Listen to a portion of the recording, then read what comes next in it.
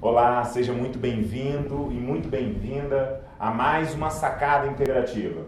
O meu nome é Leonardo Machado, eu sou fisioterapeuta e idealizador do conceito Sim Saúde Integrativa.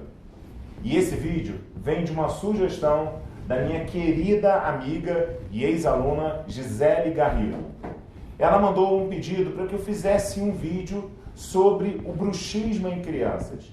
Qual é a visão do conceito Sim para esse tipo de alteração? Muito bem.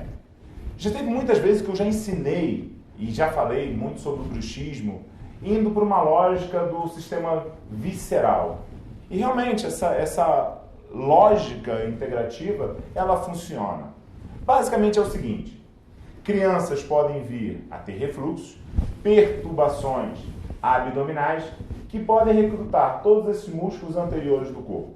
Ok, essa é uma das possibilidades. Mas eu quero te apresentar duas novas possibilidades, duas grandes sacadas para você guardar aí com você. A primeira é quanto à própria questão da salivação excessiva. Muitas crianças tendem a salivar muito durante essa fase do surgimento de novos dentes.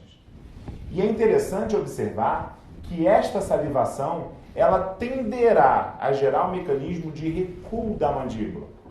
Se uma criança apresentar algumas tensões localizadas nesses músculos mastigatórios, quando tiver ali a associação com a necessidade de deglutir aquela saliva, automaticamente a mandíbula vai tender a produzir esse movimento para frente e para trás, o que vai reproduzir o quê? No próprio bruxismo.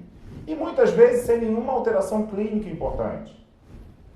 Uma outra grande sacada a respeito do bruxismo em crianças é que o nosso corpo ele vai precisar estar sempre ali buscando o contato harmonioso entre todos os dentes.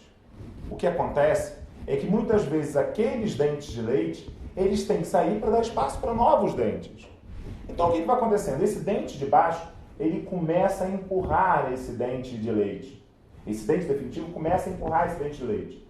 Só que vai chegar um momento que esse dente vai se tornar o quê? Maior do que os outros.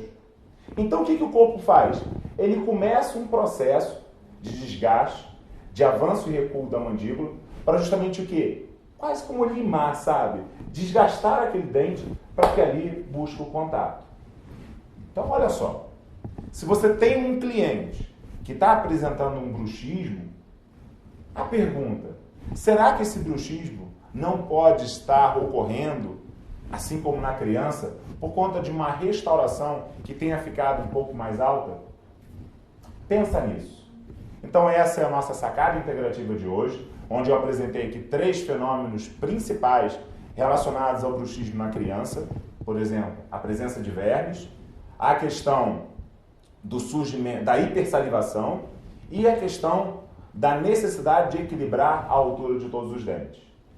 Gostou dessa sacada? Então não deixa de deixar o seu comentário aqui embaixo como sugestão de vídeos e temas que você gostaria que eu fizesse para você.